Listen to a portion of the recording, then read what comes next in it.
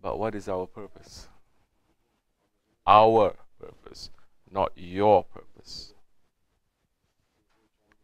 Our purpose is to have what? To have a what?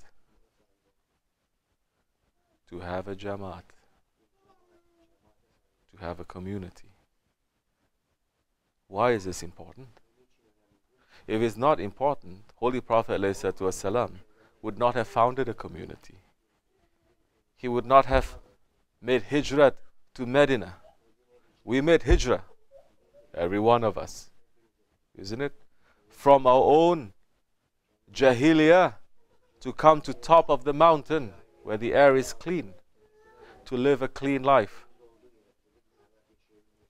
So we made hijrah to form a community. We did not make hijrah to come here to live individual lifestyles, to live individual selfish lifestyle, to live individual lives. There's no connection with anyone, no interest in anyone, not caring for anyone.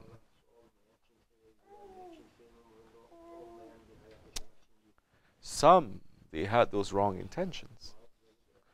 They left their jahiliyyah, they came top of the mountain, but they still live selfish, individual lifestyles, not caring for anyone, not knowing each other's names too. And we're seeing it, although they're here physically, but they hate it. Always looking down, always filled with hatred. Never trying to build a community, never trying to build a friendship. Those ones are worse. Alhumdulilah, they're not here anymore. May Allah not make us to be like them. May Allah make them to turn around also, to wake up before it gets too late. There is no other road. Their leash is in Shaykh and his hands anyway. But what are we doing? There's so many from the rest of the world. They would die to be here, to leave that jahiliyyah community that they are in. That when they take one step forward, shaitan pulls them 10 steps back. They're praying, they're making Darud al-Sharif, they're making a zikr. But because there is no flock, there is no community, and in a flock, there is not only the head, there are shepherd dogs, isn't it? There is also a shepherd. But because they have no flock, they have no shepherd dogs to scare away the wolves and the hyenas, to protect them, and they don't have a shepherd. Even if they're very, very good sheep, one step forward they take, shaitan pulls them 10 steps back. And they are thirsty, looking for a community, a flock that has good shepherd dogs and good shepherds. Be careful. If we are not being thankful and acting on that thankfulness, Allah will remove us and replace us with better people. And Allah knows that I know there are better, thousands of better, maybe millions of better ones, better than me, to have this job. If I'm not holding the value and trying to live according to the laws and the rules of the community that Shaykh Effendi has set up for us to become the new Ottomans. If you don't have a community, how are you going to have a nation? If you don't have a nation, how are you going to have an empire? We are here training leaders. Shaykh Effendi trains leaders. He's not training other ones. If you want that sort of training, the tradition still continues here, with or without me. With or without me.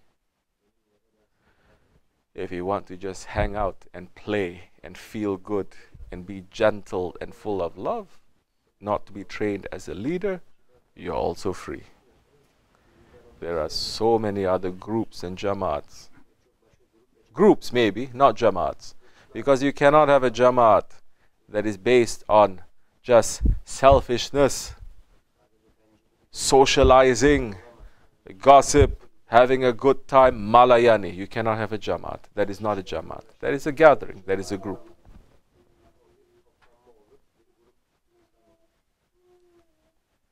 So our purpose is to be here to learn how to live in an Islamic jamaat. Not Islamic jamaat for half an hour every Jummah. Not an Islamic jamaat when there is Muslim Day to have picnic in Six Flags. Not to have jamaat just because we need to fundraise and make a school, putting money, building a building that takes 10 years to build, but continuously sucking money from people.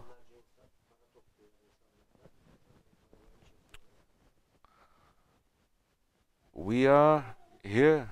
Our purpose is to have a lifestyle as a jamaat, from the cradle to the grave, living according to the rules and the manners of Islam, the rules and manners of the Holy Prophet ﷺ, of our Shaykh, of the Ottoman tradition, as much as we can, from the cradle to the grave. Yes, Islam is not a part-time commitment. Tasawwuf is not a part-time commitment. It's supposed to be a lifestyle, isn't it? Our life, dunya, is supposed to be a part-time commitment. The job is a part-time commitment. We have families, we have friends. They're not in the way of Islam. It's okay. You cannot break ties with them unless they are being oppressive to you. Part-time commitment, it's okay. Full-time commitment is Allah and His Prophet. And the awliya Allah who are teaching us how to reach to Allah and His Prophet. As a community, you cannot reach to Allah and His Prophet alone. You cannot.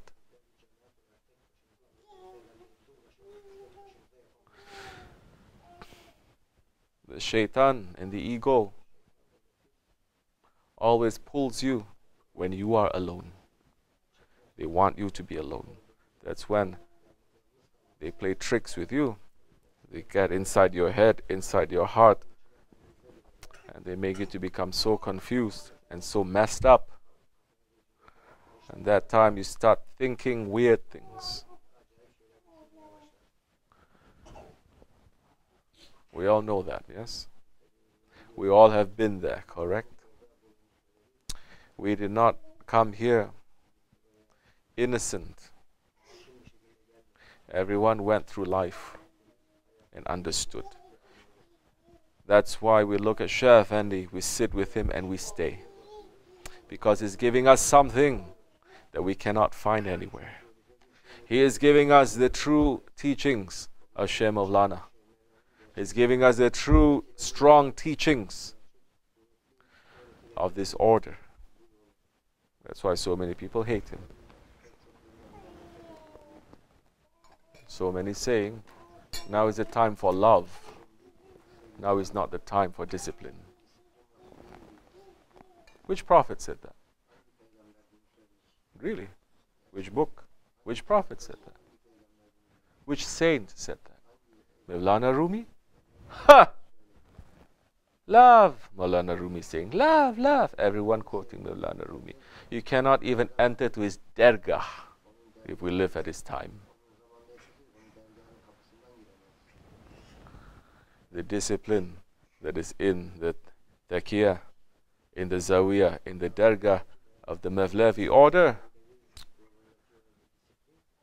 If people today, they understand what is the rules and the laws, those ones, Muslims who say we love Rumi, they're going to say this is not Islam, is not even Tasawwuf. They're going to say Rumi got it all wrong. Yeah, believe me. Everything comes with a discipline. Discipline is tertib. Tertib, it is manners. Adab, yahu. And manners, it is the essence of tasawwuf. So, you don't want the essence, but you want to keep gnawing on the bone and the meat and the skin and the hair. Go ahead. We give you everything. We just want the essence. Alhamdulillah, Shaykh Effendi is continually giving us from beyond the mountain of Kaf that teaching and holding our leashes tight. May Allah subhanahu wa ta'ala bless him, raise him to higher stations, and make us to leave our anger and to leave our stubbornness, to leave our arrogance behind. Min Allahu tawfiq. Al-Fatiha.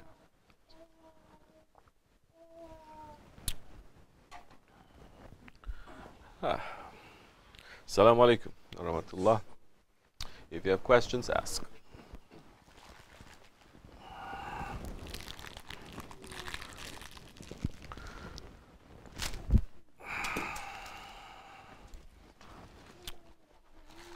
Bismillahirrahmanirrahim. What is self-esteem? Self-esteem, you steam yourself. You go to steamer and you steam.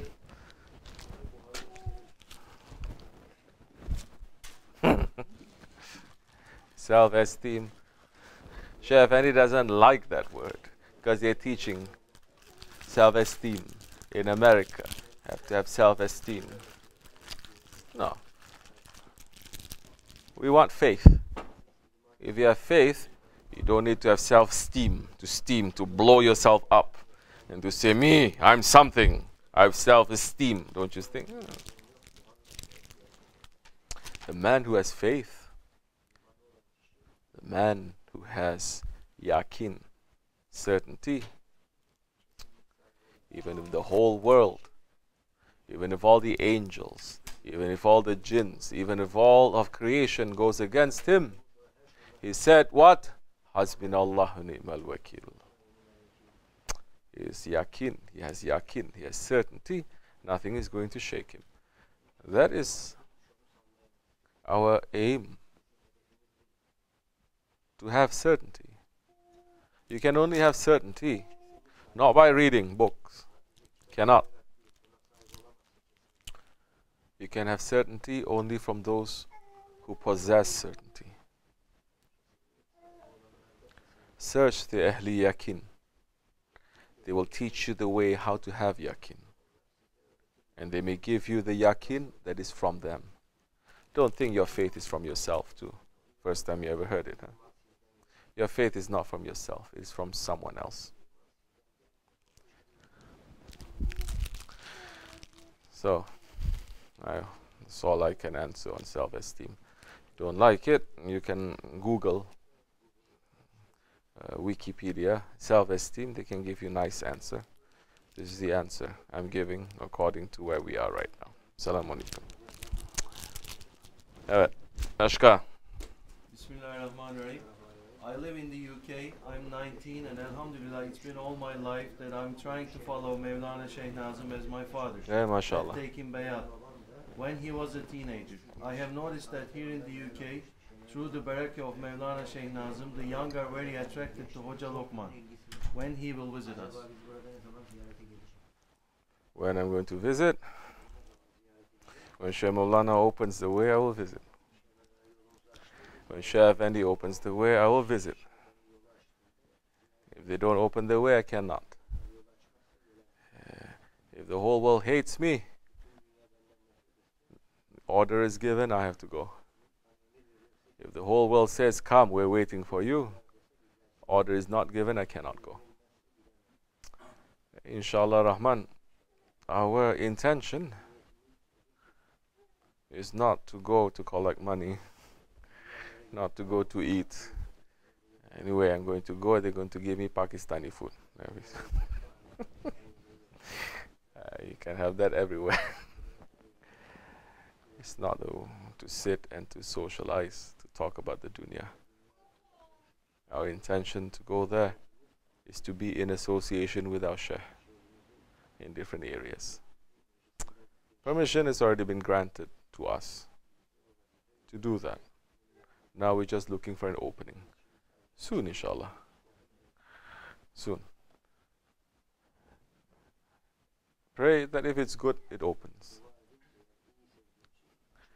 Because there are a lot of sincere people.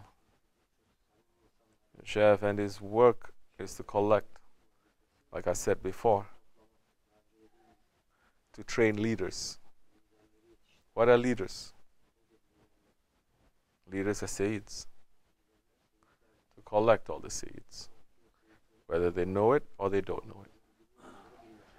To collect them and to be under the training and protection for the work, very, very heavy work that is ahead of us. If you like it, welcome to you. Other than that, our way is open. Our doors are open. You can come visit me too, you know. But you may call, you may touch base. You can do, inshallah. But it will come soon, inshallah. That was also something that I know Shaykh Effendi was looking at. To collect all those ones who are still clean, and you know, sometimes you buy the car, if it's used, if it's 100,000 miles, it's not too good, right? But if you have just 200 miles, it's very good. So we're looking for murids that are like that. Lesser mileage, better. If they reach 40, 50, 60, not that they cannot also be good, they can, but it's completely different from those ones that mileage is still low. So, inshallah, I will see you soon. Pray for me. I'll pray for you. Assalamu alaikum wa rahmatullah. Assalamu alaikum wa rahmatullah. Inshallah. Yes, Bayram, you're saying something? Bismillahirrahmanirrahim. Bismillahirrahmanirrahim. Is a bad deed and a sin is the same thing.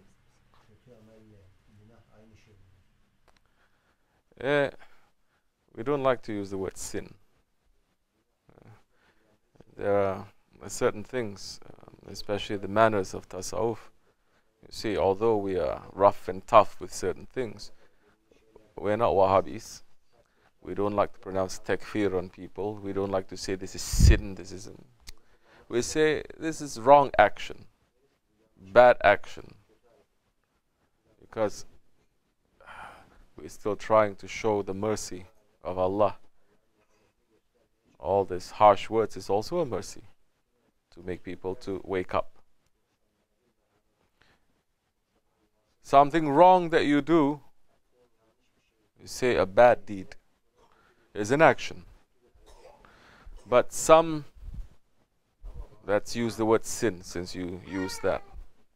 Some sins, it does not have to be an action. It can be a bad intention.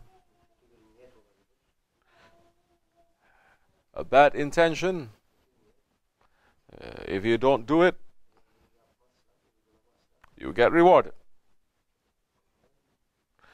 A bad intention, if you do it, it becomes a bad deed, it gets one wrong thing. A good intention, if you have it, you're already rewarded for it, even before you do it. Once you start doing a good intention, then you may be rewarded from 7 to 700,000 above, according to the intention that you make.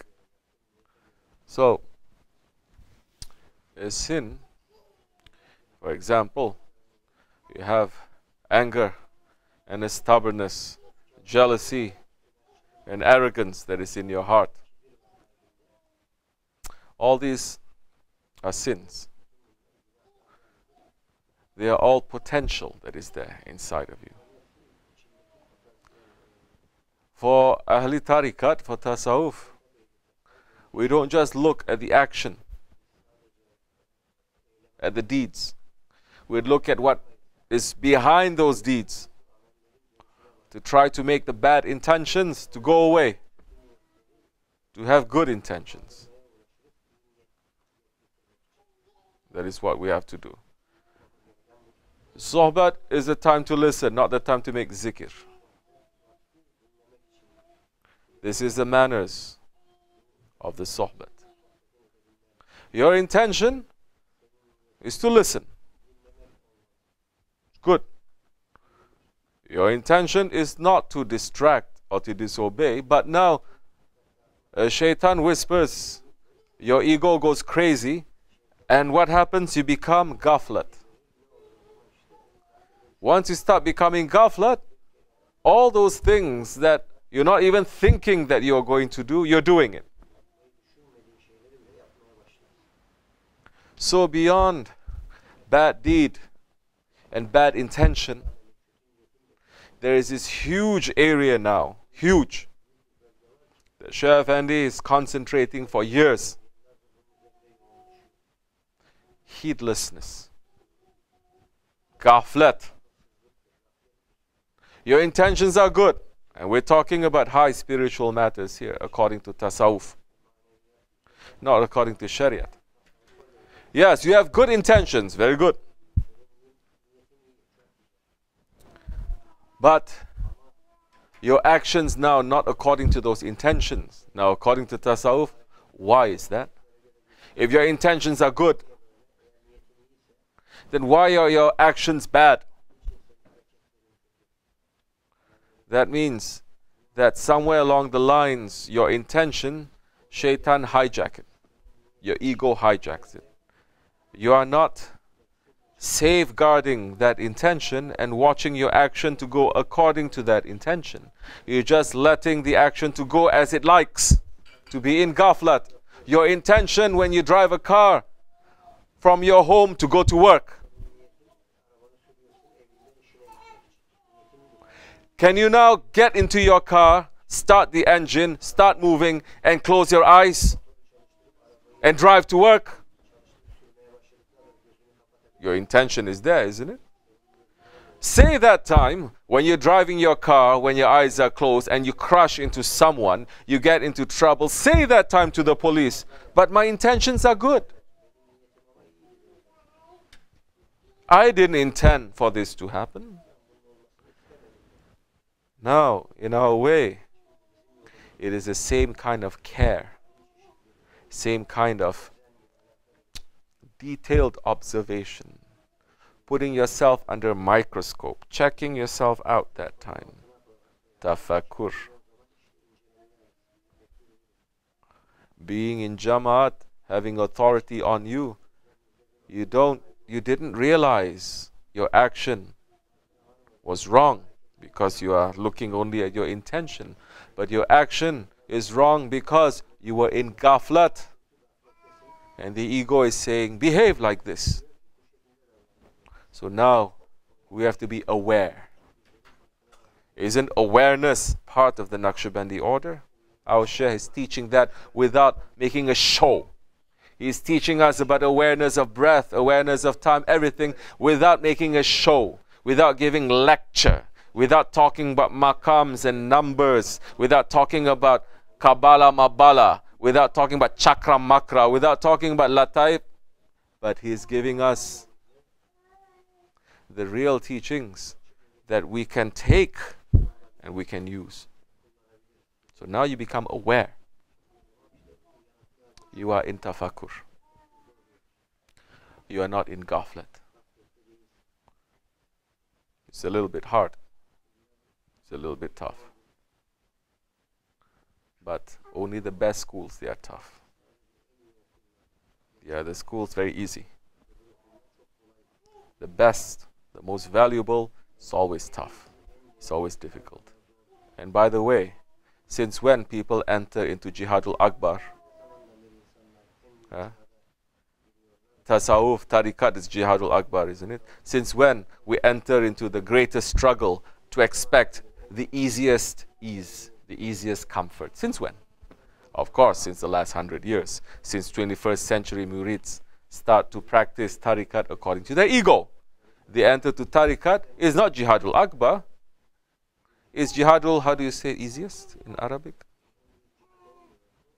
Huh? Arabcha, you know. Huh? Zibere. Jihadul comfort. Jihadul lazy. Astaghfirullah. No, it's jihadul akbar. There has to be a challenge. More you're scrubbing, more clean you're going to get, no? But now, when we say a couple of words to scrub people, they say, no, this is too much. Love, brother. Speak nice and soft and tolerant. Don't push people away. Bring them here.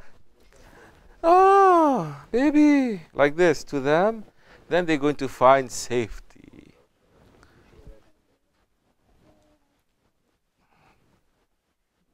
There are so many doing that. Go over there. Not stopping you. Over here is different. So,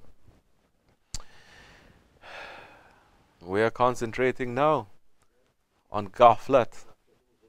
How not to be in ghaflat. How to have the vision of a believer. How to see with the nur of Allah. How to see with the nur of our Prophet. How to see with the nur of our Shaykh. And that comes with some scrubbing.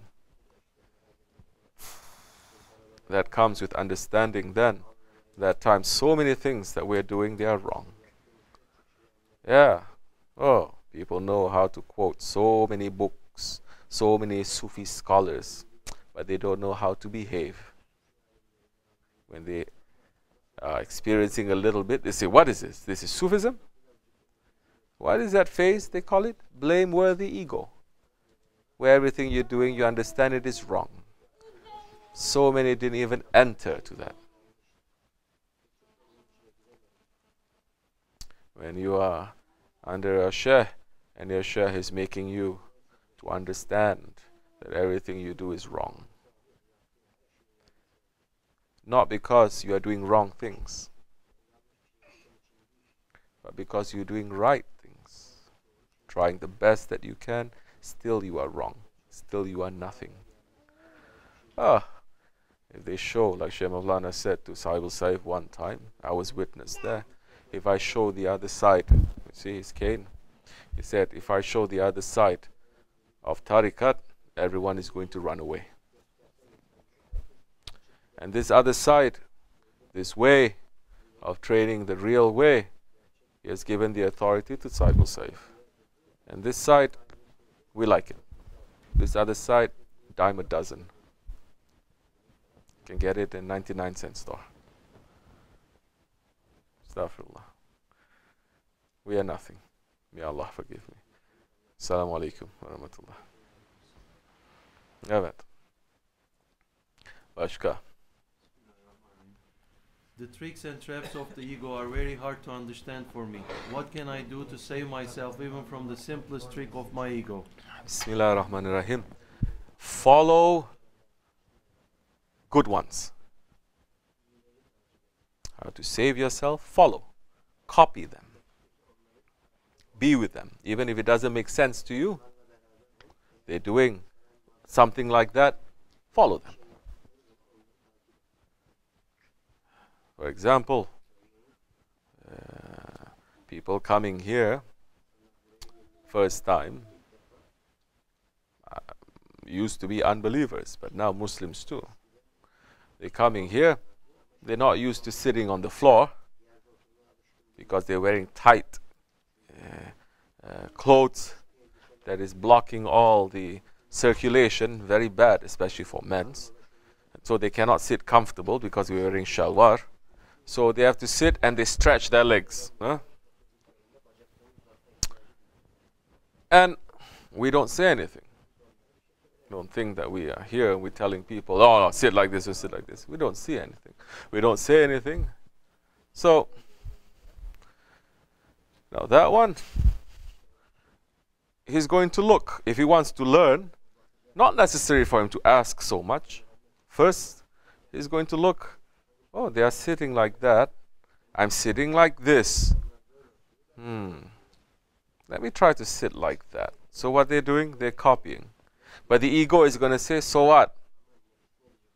Let them sit like that. You sit like this. Why? You don't have your own personality. You don't have your own character. You don't have your own identity. Why you have to follow them? Now, the ego trick you. Because what are you going to lose? You're going to lose your whole identity by sitting properly. Besides, we're sitting like that. Who are we following? It's the Prophet's way. So what if you lose your identity and you gain the identity of the Prophet? Isn't that our aim? Isn't that the whole point? Isn't that the whole intention? To be lost in the oceans of our Shaykh, in the oceans of the Rasulullah ﷺ, in the oceans of Allah. They can talk about oceans and motions, but they cannot even sit properly. And they refuse to. Very stubborn. Why is that? Ego. So if you understand now, this is my ego. That's why in the Naqshbandi order also, together, inside and out, not just concentrating on outside form, also the inside, not just the inside intentions and knowing, but also the outside. Because in these days, people get very possessive, they get very stubborn about the outside. Inside, they say, I can make zikr, but we say, now take the tasbih and walk outside, they say no. Inside, they say, we believe in the sunnah, then we say, now walk outside with a turban. They say, you crazy? People are going to say, I'm Taliban. So you are fearing kafirs. You're putting more value to their opinions and what they think rather than Allah and His Prophet. Yeah. We are not Taliban. We are not terrorists. We don't agree with violence. We are not telling people they should come and they should, although there are people who are saying this is like a military training camp up here. We're training people to, so many people have so much fitness. You're welcome to come and check us out. We'll bring you to every cave, every mountain, every hill. We take you to our chickens, we take you to our ducks, we take you to our llamas, we have alpacas also. We take you, go ask them whether we are training camp or not. But we are training to have manners from the outside and also from the inside. Now that time, when you do that, you'll be able to understand the tricks of your ego without too much talking, without too much reading, without too much Malayani, just by observation outside and observation inside, observing yourself. Then you say, oh, I see. That time you'll begin your journey in understanding your ego. Assalamu alaikum wa rahmatullahi wa barakatuh. Alright. Bashka, give the Ashura. Bismillahirrahmanirrahim. I have very bad family members and they hurt not just us but many poor people. My heart cannot accept them in my life again because they can't do good things even if we treat them well. It's not about small daily life, it's that they don't fear Allah at all. I keep asking God not to let me deal with them in anything in life. They are a treat and not a comfort in our life. They are what? They are a threat and not a comfort. They are a treat. Alright. And what is the question?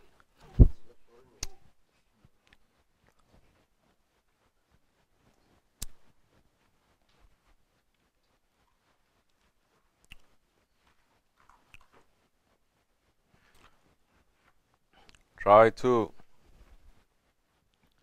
pull yourself away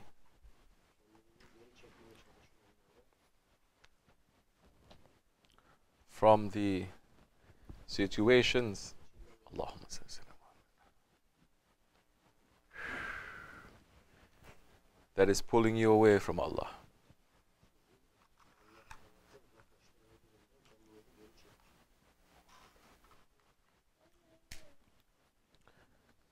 There's a reason why Holy Prophet ﷺ made hijrat.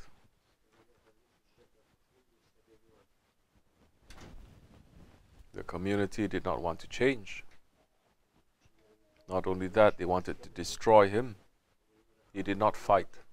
For 13 years, he did not even raise his hand.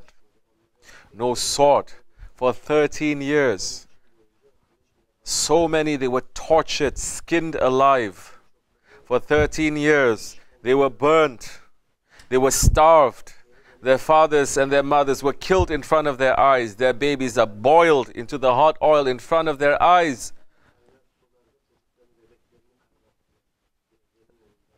You ever read any hadith of those early times that the Sahabi said, I saw lights and I saw angels and I reached to high maqams and comfort came to me and this prophet came to me and that prophet came to me, and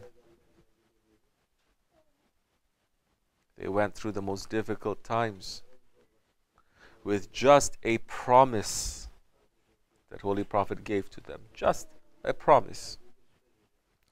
That promise is Jannat and Allah's pleasure.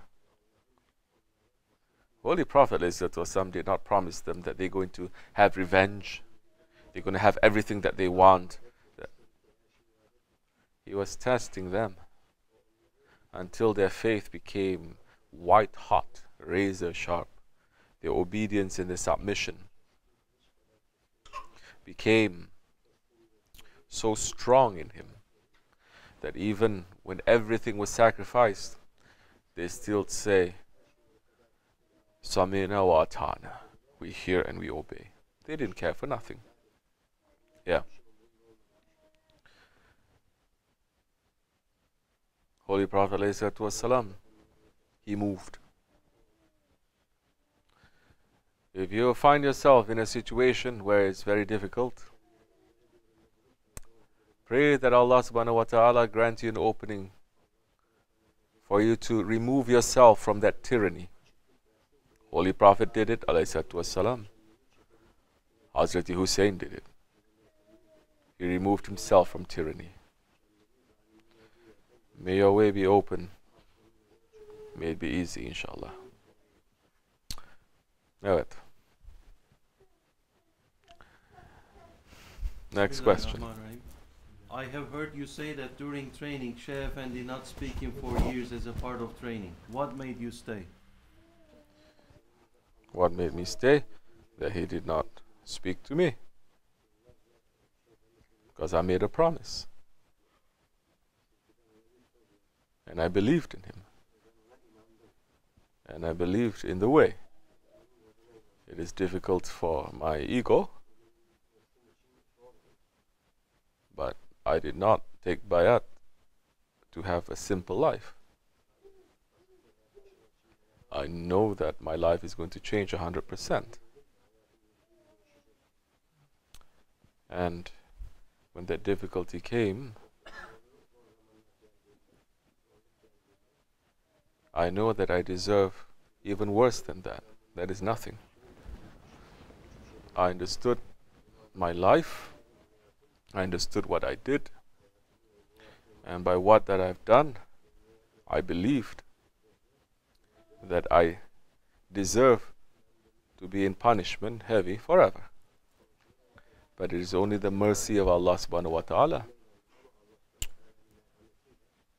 that He made me find Shaykh Effendi, and He pulled me out from that. So, little bit difficulty coming. We should be stubborn in the way of Allah, because Allah also made a promise. فَإِنَّ مَعَ الْعُسْرِ يُسْرًا إِنَّ مَعَ الْعُسْرِ يُسْرًا. Indeed, in truth, verily, Allah is swearing, after every difficulty, there is going to be ease. After every difficulty, there is going to be ease. I'm slightly strange. I'm a little bit crazy in my own way. And when those times it happened, I understood that I deserve it, and I accept it. And if my life ended there, without my Shaykh being happy with me, or my Shaykh just being tough on me, because not happy and tough, they're completely different also. It's not that we did wrong things, but it's just something that he makes us to go through to understand. What can we do? Do we have a choice? We make so much talks. We heard so much about being a servant not having any desires, not so. Then when the test comes, suddenly we lose all of that. We forget all of that. No. So I say I'm trying to be a servant. What difference does it make now? So I learned how to accept it because I believe in Shaykh Effendi. He is Haq. I believe in the way it is Haq. I didn't believe in myself. I didn't believe in my ego. I didn't believe in my rationale, in my thinking at that time, even when heaviness, when things are going crazy and you're trying to reason, you're trying to think, I don't believe in that conversation that's happening. Because usually when that happens, there's so much confusion there. So don't make any decision. Don't make any decision. When certain things are happening to you, men's or women's, certain things are happening to you, and you get so emotional, you get so hormonal, you get so mental, you get so whatever. You cannot take yourself seriously, right? When someone is like that, you cannot take them seriously, correct? If you do, you're going to be in trouble. So I learned not to take myself seriously that time and do other things. Distract myself. May it be easy, inshallah, for everyone. I don't recommend that to anyone. I don't think Shaykh Effendi is going to, inshallah, not to anyone. But we all have our way to be trained. And may it be easy for everyone, inshallah. Assalamu alaikum wa rahmatullahi wa barakatuh. Inshallah Rahman. I will speak to you soon. May your week be good. May it be blessed. Fatiha. Amin. Assalamu alaikum.